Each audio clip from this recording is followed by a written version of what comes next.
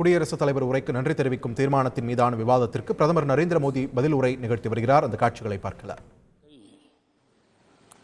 नए सदन में इस गरिमापूर्ण उपस्थिति में राष्ट्रपति, उपराष्ट्रपति जी और आप, हम सब के मन को प्रभावित करने वाला वो दृश्य हमेशा हमेशा याद है. பாராளுமன்ற அவையில் மாண்புமிகு குடியரசுத் தலைவர் அவர்கள் பேசிய அந்த காட்சி நம்முடைய அனைவரின் மனதிலும் ஒரு உற்சாகத்தை ஏற்படுத்தியது. आभार प्रस्ताव पर अपने अपने विचार रखे हैं. मैं विनम्रता के साथ अपने अपने विचार व्यक्त करने वाले सभी இந்த अपने माननीय குடியரசுத் தலைவரின் பேச்சுக்கு நன்றி தெரிவிக்கும் இந்த व्यक्त करता हूं. मैं विशेष रूप से विपक्ष ने जो संकल्प लिया है நான் ஆதரித்து பேச வந்திருக்கிறேன். उनके भाषण के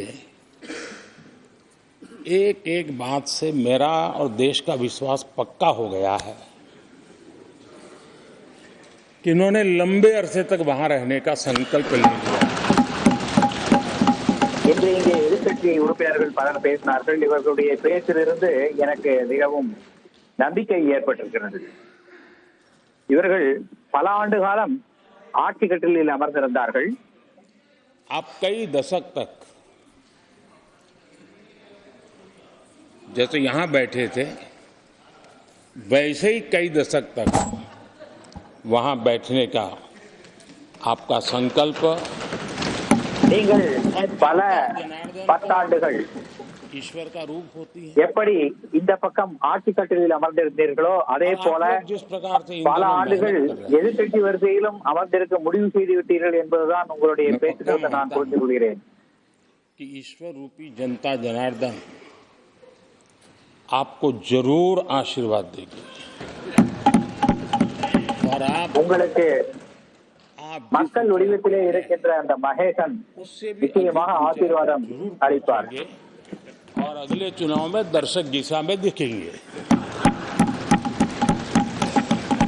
அடுத்த தேர்தலில் நாங்கள் அதிக எண்ணிக்கையில் வெற்றி பெறுவோம். நீங்கள் எல்லாம் பார்வையாளர் மாடத்திலிருந்து எங்களை பார்ப்பீர்கள்.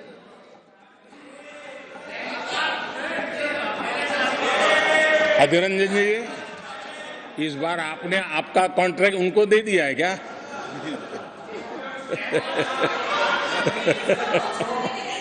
हमारे गीता में बोलते हैं कि अहंकारम बलम दर्पम. आपने इन्हीं चीजों को बचाया है. समस्या सर बोलने दो ना सर.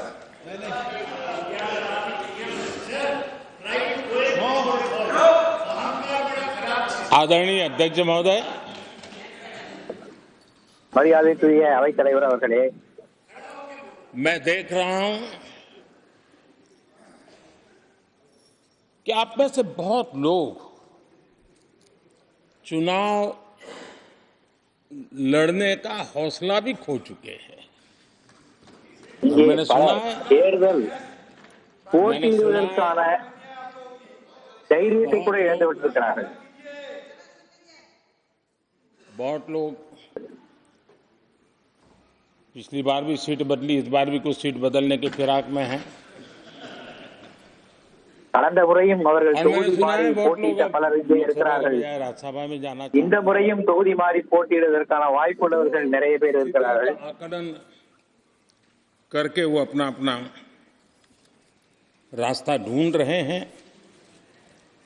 பலவிதமான கணக்குகளை போட்டு தங்களுடைய பாதையை தேர்ந்தெடுக்கும் முயற்சியில் ஈடுபட்டிருக்கிறார்கள். ஆனால் அவைத்தலைவர் அவர்களே, एक प्रकार से तथ्यों के आधार पर, हकीकतों के आधार पर एक बहुत बड़ा दस्तावेज है जो देश के सामने राष्ट्रपति जी ने प्रस्तुत. ராஷ்டிரபதியின் பேச்சு என்பது ஒரு மாபெரும் உண்மைகளை சொல்லுகின்ற ஒரு ஆவணம். तो उन हकीकतों को समेटने का प्रयास किया है நீங்கள் அந்த जिससे ஆவணத்தை நன்றாக படித்து பார்த்தீர்கள் என்றால் பல உண்மைகள் அதிலே சொல்லப்பட்டிருக்கின்றன. स्पीड से प्रगति कर रहा है। அதிலிருந்து इस स्केल के நமக்கு साथ தெரிவது என்னவென்றால் நாடு எந்த வேகத்தில் गतिविधियों का முன்னேறி विस्तार வருகிறதோ, हो रहा है। எந்த வேகத்தில் வளர்ச்சி அடைந்து வருகிறதோ आदरणीय இதனுடைய राष्ट्रपति கணக்கு जी அங்கே தரப்பட்டிருக்கிறது. இதனை आदरणीय राष्ट्रपति जी ने மாண்புமிகு குடியரசுத் தலைவர் வெளிப்படுத்தியிருக்கிறார். भारत के उज्जवल भविष्य को ध्यान में रखते हुए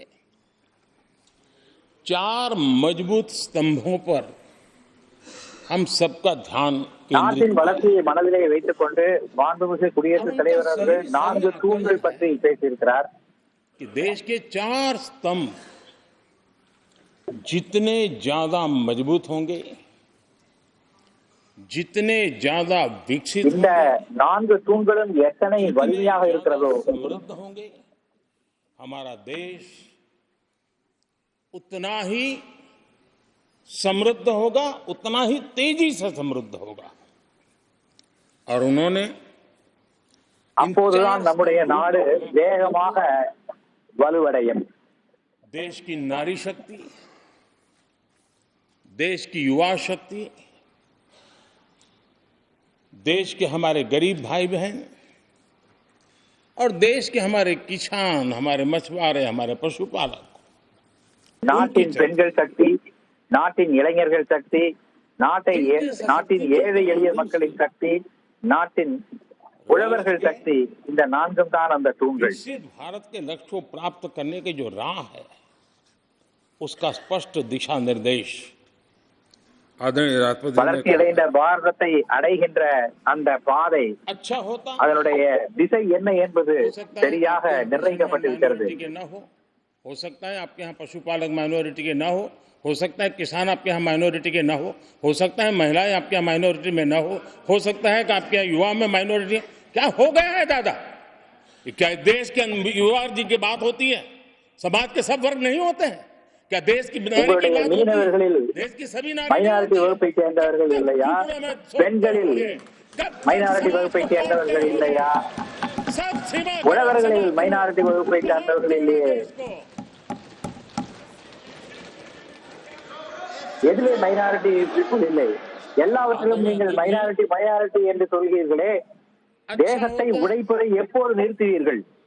कि जाते जाते तो कम से कम इस चर्चा के दरमियान कुछ सकारात्मक बातें होती, कुछ இந்த सकारात्मक விவாதத்தின் போது सुझाव आते। சில நல்ல விஷயங்களும் வெளியே வந்திருக்கிறது.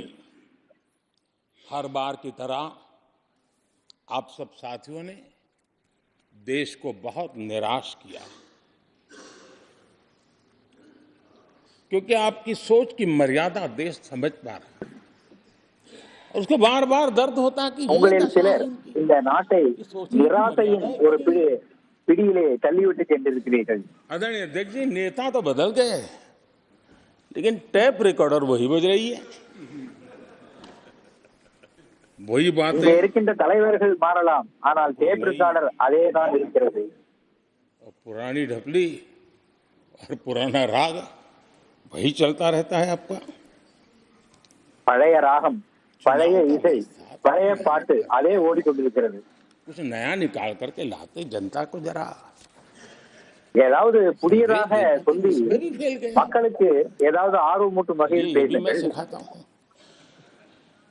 आदरणीय अध्यक्ष जी, आज विपक्ष की जो हालत होगी ना, इसकी सबसे दोषी कांग्रेस पार्टी है।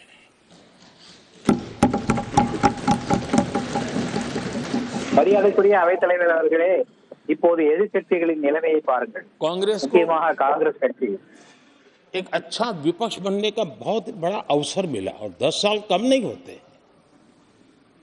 लेकिन 10 साल में காங்கிரசிற்கு ஒரு நல்ல எதிர்க்கட்சியாக இருப்பதற்கு வாய்ப்பு கிடைத்தது. 10 ஆண்டுகள் என்பது ஒரு குறைவான சமயம் அல்ல.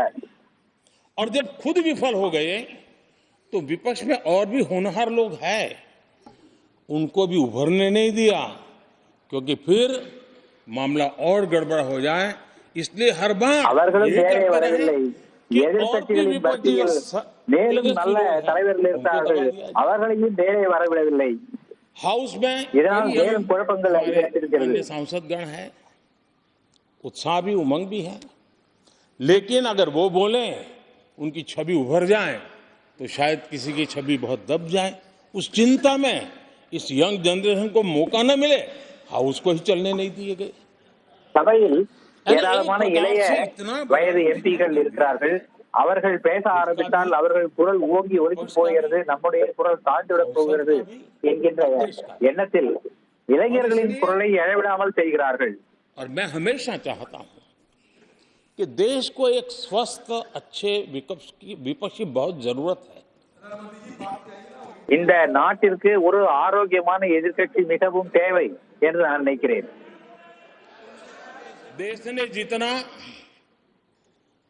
परिवारवाद का खामियाजा उठाया है और उसका खामियाजा खुद कांग्रेस ने भी उठाया है। நாடு तुम देख रहे हैं, குடும்ப அரசியல் எவ்வளவு பார்த்திருக்கிறதோ அவற்றுள் பெரும் பங்கு காங்கிரஸே பார்த்திருக்கிறது. लेकिन परिवारवाद की सेवा तो करनी पड़ती है।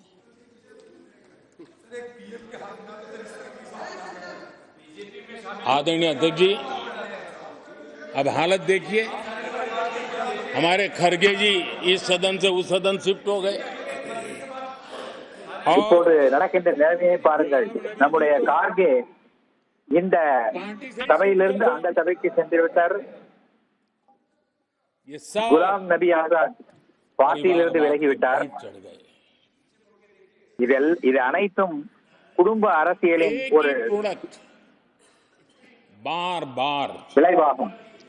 लॉन्च करने के चक्कर में कांग्रेस की दुकान ஒரே முகத்தை மீண்டும் மீண்டும் ताला लगने की கொண்டு नौबत। வருவதற்கான காங்கிரசின் ये முயற்சி दुकान हम नहीं कह रहे, आप लोग कह रहे हैं। आप लोग कहते हैं दुकान खोलिए, सब जगह पे बोलते हैं, தோல்வி அடைந்திருக்கிறது. उनको ताला लगने की बात आई। की दुकान बंद करने की ऐलान हो रहे हैं। यहाँ हमारे दादा अपनी आदत छोड़ नहीं पाते हैं, वहां से बैठे बैठे कमेंट कर रहे हैं परिवारवाद की। मैं जरा समझा देता हूँ। இங்கே நம்முடைய ஆதிரஞ்சன் சௌத்ரி அவர்கள் தன்னுடைய பழக்கத்தை விட மாட்டேன் என்கிறார். हम किस இடையே இடையே परिवारवाद கமெண்ட் की चर्चा? அடித்துக் கொண்டிருக்கிறார்.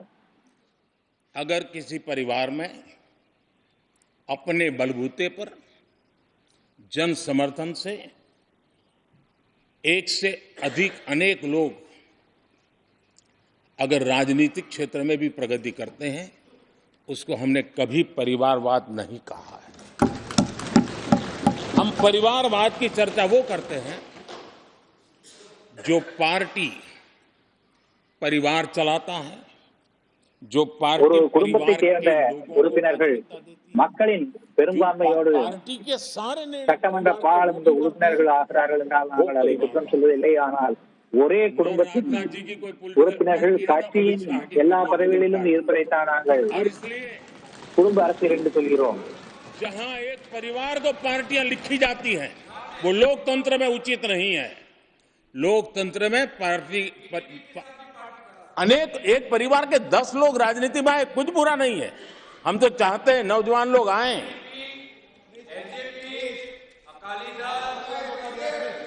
हम भी चाहते हैं ये इसकी चर्चा करिए। हमारे साथ आपके साथ मेरा विषय नहीं है। செய்திகளை உடனுக்குடன் தெரிந்து கொள்ள உடனே சப்ஸ்கிரைப் பண்ணுங்க.